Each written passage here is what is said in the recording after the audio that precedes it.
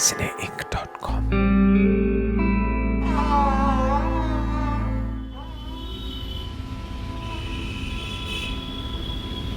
आदाब, नमस्कार। मेरा नाम परवेज़ आलम है और तुगलकाबाद के इलाके में गयासुद्दीन तुगलक के नाम से मशहूर ये किला है और मेरे साथ मौजूद हैं दिल्ली के हिस्टोरियन आदाब सुहेल हाशमी साहब। सुहेल हाशमी साहब मशहूर हैं हेरिटेज वॉक के लिए, उसका जिक्र बाद में करेंगे हम। लेकिन पहले सुहेल साहब, आपने 4 कुछ पार्ट्स बनाए हैं, बल्कि एक सीरीज़ जारी है, और वो इस हवाले से है कि वो कितनी चीज़ें खालिस भारतीय हैं और कितनी चीज़ें बाहर से आई हैं। ये एक डिबेट चल रही है इस मुल्क में कुछ अरसे से। ये पहले तो ये बता दें, ये डिबेट क्या है एक्चुअली? देखिए, असल में मसला ये है कि हमने एक कंस्ट्रक्ट की है, एक हमने ईजाद की है तहज़ीब की एक तारीफ़ जी, जिसमें हम ये लगातार ये साबित करने में लगे हुए हैं कि जो कुछ है बुनियादी तौर पे सब कुछ हिंदुस्तानी है और हमने किसी से कुछ लिया नहीं है।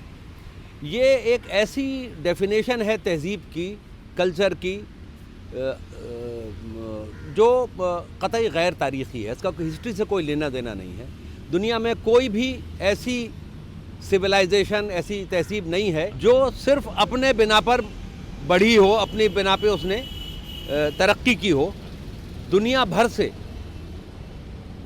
लोग आते रहे हैं, बसते रहे हैं। सारी दुनिया में हज़ारों साल से लोग ट्रैवल करते रहे हैं और अपने जो कुछ उनके पास था वो ले जाते रहे हैं अपने साथ, और फिर वो जहाँ जाके बसे हैं वहाँ पे जो कुछ था उसके साथ मिल के उन्होंने कुछ नया बनाया है।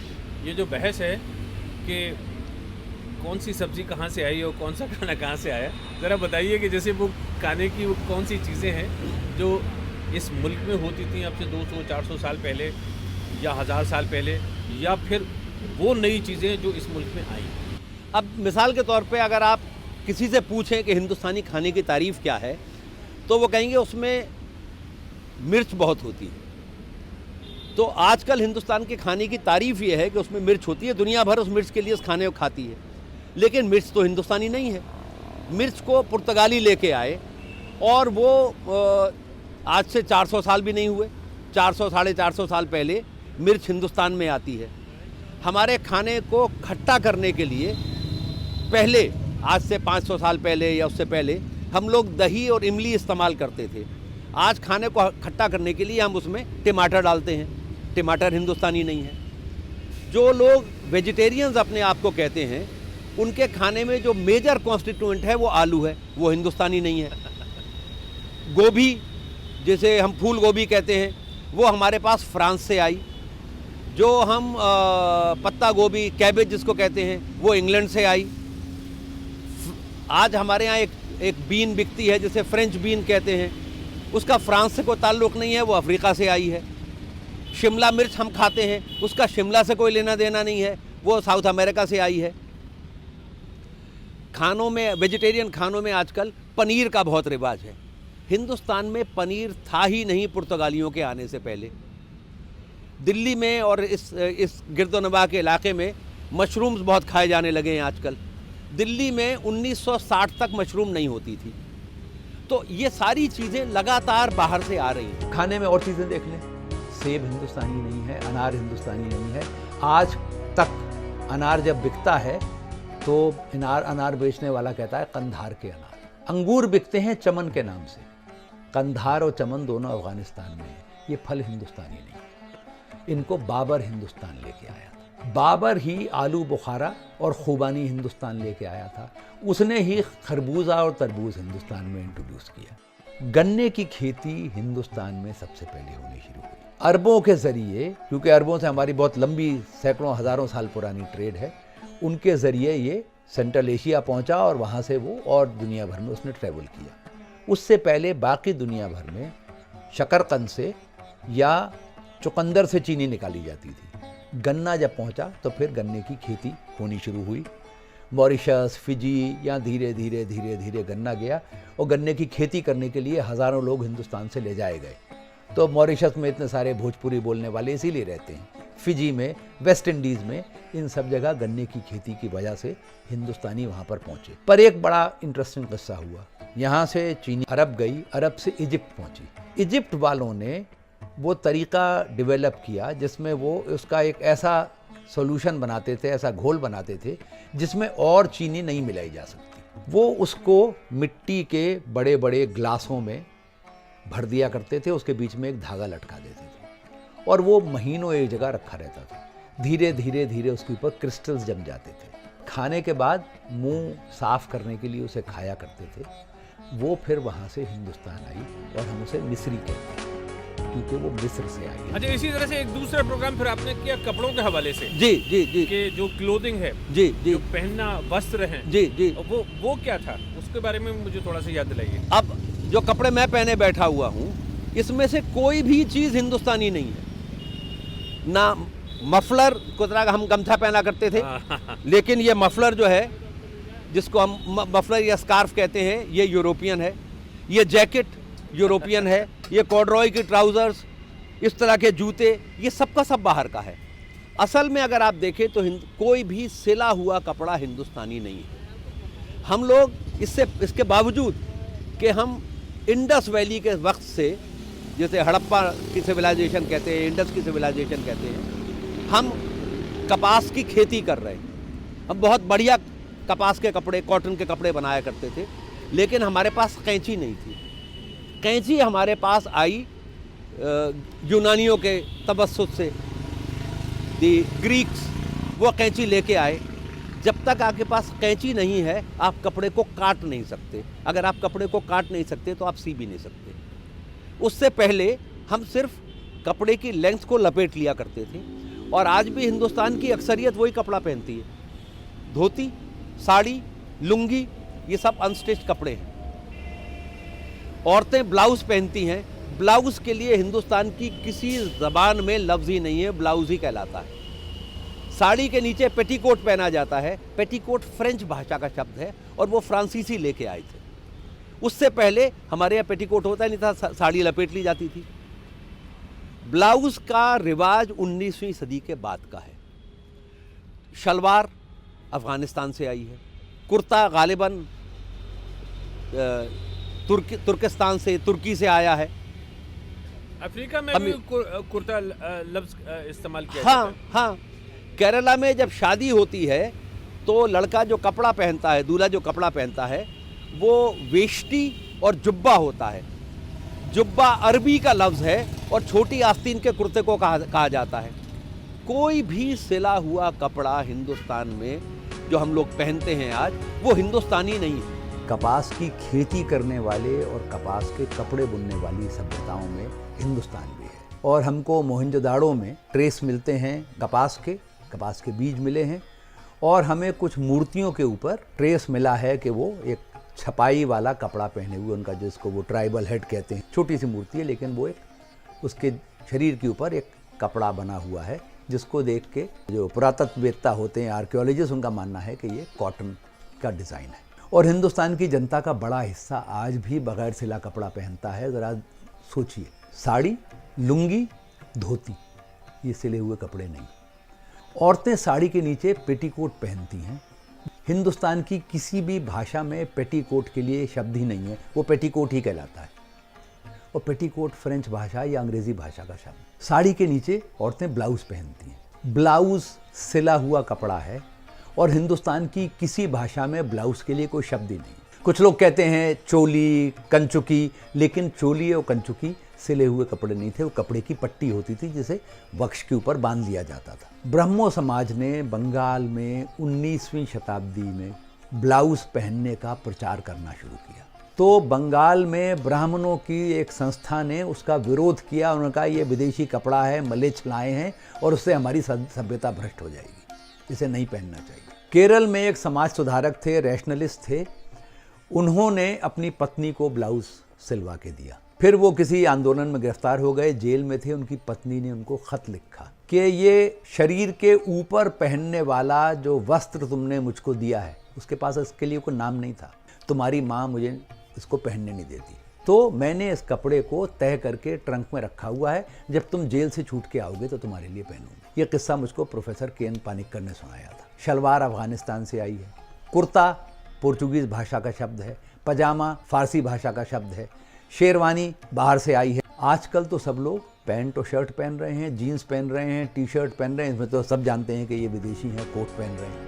कोई भी सिला हुआ कपड़ा हिंदुस्तानी। आर्किटेक्चर में ये बहस अक्सर रहती है कि सब ये मुग़लों के ज़माने का है, यहाँ तक तो ठीक है, लेकिन ये इस्लामिक आर्किटेक्चर है, ये हिंदू आर्किटेक्चर है, ये क्रिश्चियन आर्किटेक्चर है। ये किस हद तक मुनासिब होगा ये कहना मज़हबों के हवाले से आर्किटेक्चर को नाम देना? देखिए, असल में अगर आप गौर करें तो क्रिश्चियन आर्किटेक्चर नाम की टर्म है ही नहीं। सारा यूरोप का, वेस्ट का जो आर्किटेक्चर है उसको हम देखते हैं, उसकी जो हमारी तारीफ़ें हैं वो हम उसे कहते हैं कि ये रेनेसां का आर्किटेक्चर है, ये बरोक पीरियड का आर्किटेक्चर है, ये गॉथिक है, ये क्लासिकल है, बाइजेंटाइन है, ये नियो क्लासिकल है। उसमें किसी को भी क्रिश्चियन आर्किटेक्चर नहीं कहा जाता। लेकिन अगर आप पूछें कि भाई इस्लामिक आर्किटेक्चर क्या होता है, तो ये फरमाया जाएगा कि गुंबद इस्लामिक आर्किटेक्चर है, मेहराब इस्लामी आर्किटेक्चर है, मीनार इस्लामी आर्किटेक्चर है। आप ज़रा गौर करें, पहला गुंबद ईसा मसीह के पैदाइश से पहले बन गया था और वो रोमन्स ने बनाया था। और गुंबद दुनिया भर में आपको मिलते हैं। दुनिया का सबसे बड़ा गुंबद वेटिकन में है, जहाँ पोप रहते हैं। वेटिकन में, हाँ। जो सेंट पीटर्स बसिलिका है, उसे आज तक किसी ने इस्लामी नहीं कहा। आप अमेरिका जाएं, वॉशिंगटन जो उनका कैपिटल है, उसमें एक बहुत बड़ी आलीशान बिल्डिंग है सफ़ेद रंग की, जिसका बहुत बड़ा सफ़ेद गुंबद है जो द कैपिटॉल के नाम से मशहूर है। उससे किसी मुसलमान का कोई लेना देना नहीं है।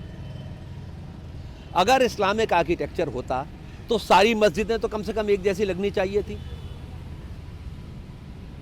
इंडोनेशिया में, मलेशिया में, चाइना में जितनी मस्जिदें हैं उनमें किसी में गुंबद नहीं है, किसी में भी गुंबद नहीं है। मेहराबों का पहला इस्तेमाल रोमन्स ने करना शुरू किया, हालांकि उसको बनाया सुमेरियंस ने था, लेकिन उसका पहला एक्सटेंसिव इस्तेमाल रोमन्स ने करना शुरू किया। उसी से वॉल्टेड रूफ बनी, उसी से डोम बना। गुंबद का पहला इस्तेमाल इबादत के लिए यहूदियों ने किया, उसके बाद ईसाइयों ने किया, उसके बाद मुसलमानों के पास आया। लेकिन साउथ एशिया में, सेंट्रल एशिया में गुंबद को इस्लामी बना के पेश किया गया है। तो उससे मसला क्या आता है? मैं ये समझना चाह रहा हूँ कि ठीक है, गुंबद अगर मान भी लें कि इस्लामिक आर्किटेक्चर है, तो इस मुल्क में जो बहस है उससे क्या फ़र्क पड़ता है? उसका सीधा ताल्लुक ये है कि आप ये कह रहे हैं कि ये जो कुछ आया है, जो मुसलमान लेके आए हैं, वो भारतीय नहीं है। अब मसला यह है कि मुसलमानों ने तो बनाया नहीं है, गुंबद तो सारी दुनिया में है, और अब अक्षरधाम जैसे मंदिरों में भी गुंबद है। तो अगर आप ये कह रहे हैं कि ये इस्लामी नहीं, इस्लामी है इसलिए हम इसको निकाल देंगे, तो क्या क्या निकालेंगे? जो सेंट्रल एशिया के लोग लेके आए, वो इसलिए लेके नहीं आए क्योंकि वो मुसलमान थे। वो ये आर्किटेक्चर था जो उनके पास पहुंचा था, उनके पास रोमन से पहुंचा था। दुनिया में सबसे बड़ा गुंबद वेटिकन में है, सेंट पीटर्स बसिलिका। निर्माण कला ये तय होती है आपके मौसम के हिसाब से, कहाँ आप रहते हैं, कैसा मटेरियल मिलता है और आप क्या बनाना चाहते हैं। हिंदुस्तान में जो सबसे पहली मस्जिद बनी वो गुजरात में है, और उसके बाद जो दूसरी मस्जिद बनी वो केरला में। न गुजरात की मस्जिद में गुंबद है, न डोम है, न मेहराब है, न केरला में। केरला की जो पहली मस्जिद है उसकी तो छत नारियल के पत्तों से उसको ढका गया था, और जैसे केरला के बाकी सारे घर बनते हैं वो वैसे बनी। ये बात यहाँ रेखांकित करना इसलिए ज़रूरी है कि दुनिया में कभी भी कहीं भी क्रिश्चियन आर्किटेक्चर का जिक्र नहीं हुआ। अगर यूरोप के आर्किटेक्चर की आप बात करें तो आपको बताया जाता है कि वहाँ रेनेसां का आर्किटेक्चर है, और वहाँ पर बरोक आर्किटेक्चर है, वहाँ क्लासिक आर्किटेक्चर है, वहाँ गॉथिक आर्किटेक्चर है, वहाँ नियो क्लासिकल आर्किटेक्चर है, या वहाँ पर प्रशन यानी German, Slavic, Portuguese, Italian, Spanish, Scottish, Irish, English, ये सारे आर्किटेक्चर हुए हैं। अगर क्रिश्चियन आर्किटेक्चर नहीं है तो इस्लामिक आर्किटेक्चर भी नहीं हो सकता। आर्किटेक्चर पे आपका अच्छा खासा काम है, और मैंने तो आपके साथ में हेरिटेज वॉक्स अटेंड की हैं जिसमें आप बताते हैं कि देखिए यहाँ 15वीं सदी में इस तरह का आर्किटेक्चर होता था, किस तरह से जो कुछ ये बाहर के आर्किटेक्ट्स आए हैं या जो मुसलमान जो लोग यहाँ पे आए उनके साथ में जो मेमार थे, कारीगर थे, उन्होंने किस तरह की चीज़ें इंट्रोड्यूस की। तो मैं ये जानना चाहता हूँ वो फ्यूजन किस तरह से हुआ, यानी मतलब ये क्या ये रहा कि जो मुस्लिम आर्किटेक्ट थे उनका काम खालिस नज़र आता था कि हाँ शायद ये मुसलमानों वाला है, और ये जो हिंदुस्तान में रह रहे थे या जो हिंदू आर्किटेक्ट थे उनका काम बिल्कुल अलग था, ये कभी मर्ज नहीं हुआ? देखिए, अगर ये मर्ज नहीं होता तो वो आर्किटेक्चर जिसको आज हम मुग़ल आर्किटेक्चर कहते हैं वो इवॉल्व ही नहीं होता। आप फतेहपुर सीकरी जाइए या वहाँ जाइए, सिकंदरा जाइए जहाँ अकबर का मज़ार है, उसका जो बड़ा दरवाज़ा है उसकी एंट्रेंस के ऊपर जो पत्थर में नक्काशी की गई है उस पर 4 बड़े बड़े स्वास्तिक बने हुए हैं। स्वास्तिक हिंदुस्तान का एक ट्रेडिशन में इस्तेमाल होता था क्योंकि उसको होली सिंबल समझा जाता था। जब दरवाजे का डिज़ाइन बना वो शायद कोई अफ़गान या तुर्की आर्किटेक्ट होगा जिसने बनाया होगा, उसके एम्बेलिशमेंट का सारा काम जो है वो यहाँ के मेमारों ने किया। वो जिन सिंबल्स को मुक़द्दस तसव्वुर करते थे, प्योर वो होली समझते थे, वो उन्होंने कार्व की। जब वो मंदिर बनाते थे तो उसमें कलश बनाते थे, और कलश के बहुत पुराना ताल्लुक़ है सारी एंशिएंट सिविलाइजेशन में। मिट्टी के बर्तन जो बनाते थे उसको हम कार्व भी करते थे उस शक्ल को। तो ग्रेशियन आंस जो थे उससे फेंसेस में बनते हैं। रोमन एम्फोरास वो आर्किटेक्चर में इस्तेमाल हुए, हमने कलश को इस्तेमाल किया। जब तुर्की और सेंट्रल एशिया के लोग यहाँ पर आए और वो अपना एक उन्होंने इमारतें बनानी शुरू करी, मस्जिदें बनाई, मज़ार बनाए, किले बनाए। जो मेमार हिंदुस्तानी थे, हिंदुस्तानी जो स्टोन मेसन्स थे, उन्होंने अपने सारे सिंबल वहाँ कार्व किए। किसी को प्रॉब्लम नहीं था, किसी ने ये नहीं कहा कि ये नहीं लगेगा ये हिंदू है, क्योंकि वो हिंदुस्तानी था, हिंदू नहीं था। ये अंग्रेज़ों ने आके हमारे सारी की सारी हेरिटेज को वर्टिकली डिवाइड किया और उन्होंने ये सारी मिथ क्रिएट की of Islamic architecture and Hindu architecture. हमारा सारा का सारा आर्किटेक्चर ये हिंदू है या मुसलमान है। ये जो हम बात करते हैं डिवाइड एंड रूल की, वो इस तरीके से किया गया। आपने जब ये मर्जर की बात कर रहे थे कि किस तरह से 2 तरह के जो आर्किटेक्ट्स हैं, 2 तरह के जो कारीगर हैं, राज मजदूर मिलके, कुछ मिसाल दे के बताइए। जैसे आपने अकबर की एक मिसाल दी कि जहाँ पे वो स्वास्तिक के निशान हैं, इस तरह की और वो कहाँ ऐसी निशानियाँ हैं जो हमें नज़र आती हैं? देखिए, इसमें सबसे आसान जो समझने की चीज़ है वो गुंबद है। गुंबद सेंट्रल एशियंस लेके आए और वो एक आधी गेंद जैसा है। हमारे मेसन्स को लगता था ये तो इनकम्प्लीटेस्ट के ऊपर कुछ नहीं है, तो ऊपर क्या रखा जाए। 350 साल तक उसके साथ खेल किया गया। सबसे पहले उन्होंने गुंबद के ऊपर अमलका रखा। अमलका एक पहिए की जैसी शक्ल होती है, इसके कोने कटे हुए होते हैं। अमलका हिंदुस्तानी आर्किटेक्चर में वो सिंबल है कमल के फूल का, वो सिंबल है सूरज का, और वो सिंबल है थ्रोन ऑफ गॉड्स का। गुंबद को हेवंस से तशबीह दी जाती है। तो गुंबद की टॉप जो है, गुंबद का सबसे ऊपर का जो पॉइंट है, वो माना जाता है कि वो जगह है जहाँ आसमान में, वहाँ पे खुदा का, अल्लाह मियाँ का तख्त है। अब उस गुंबद की आपने कॉपी की हिंदुस्तान में, यहाँ भी आपने की। गुंबद के ऊपर क्या रखा जाएगा? हमारे कारीगरों ने कलश के ऊपर जो डिज़ाइन बनाते थे वो उन्होंने गुंबद के ऊपर रखना शुरू कर दिया। कलश के ऊपर अमला का रखा जाता था क्योंकि वो थ्रोन ऑफ गॉड है। थ्रोन ऑफ गॉड अल्लाह मियाँ का तख्त बन गया। गुंबद के नीचे अंदर आयतुल कुर्सी लिखी जाती है, which is a description of the throne of God. तो नीचे आयतुल कुर्सी है और ऊपर अमलका है। अमलका के बाद नेक्स्ट स्टेज में उसके ऊपर कमल का फूल रखा। कमल का फूल वो जगह है जिसमें सारे हिंदुस्तानी भगवान बैठते हैं। कमल का फूल प्योरिटी का सिंबल था और उसको आप किसी भी प्लेस ऑफ वर्शिप में कार्व कर सकते थे, तो वो सब जगह कार्व हुआ। हुमायूं के वक्त में तीसरा बड़ा चेंज हुआ। हुमायूं के मज़ार के ऊपर जो फिनियल लगाया गया, वो नीचे एक बड़ा कलश है, उसके ऊपर एक छोटा कलश है, उसके ऊपर एक कोन है। कोन कोकोनट का सिंबल है। किसी भी शादी में आप चले जाइए, वहाँ हिंदुस्तान में जो शादियाँ होती हैं, नीचे एक कलश होगा, उसके ऊपर एक और कलश होगा जिस पे आम के पत्ते रखे होंगे, उस पे कोकोनट रखा होगा। ये फर्टिलिटी का सिंबल है, ये यूनिवर्स को एक जगह रखने का सिंबल है। वो हमारे यहाँ रिचुअल में इस्तेमाल होता था, वहाँ से वो जाके मंदिरों में कार्व होने लगा और हमारे मेमारों ने ही उसको वहाँ से लिया और गुंबद के ऊपर लगा दिया। इस तरह का फिनियल सिर्फ हिंदुस्तान में मिलता है, दुनिया में कहीं नहीं मिलता। तो इस सीरीज़ से हम दिखाने की ये कोशिश कर रहे हैं कि जो कुछ आप बना रहे हैं वो कहाँ कहाँ से लेता है, किस किस ज़रिए से उसके पास चीज़ें आती हैं और सबको आप अडेप्ट करके अपना बना लेते हैं। दुनिया भर की जितनी भी तहजीबें हैं, जितने भी कल्चर्स हैं, वो मखलूत हैं, वो मिलजुल के बने हैं। कोई भी ऐसा नहीं है जो कहे कि मैं प्योर हूँ, मेरे कुछ बाहर से मैंने नहीं लिया है।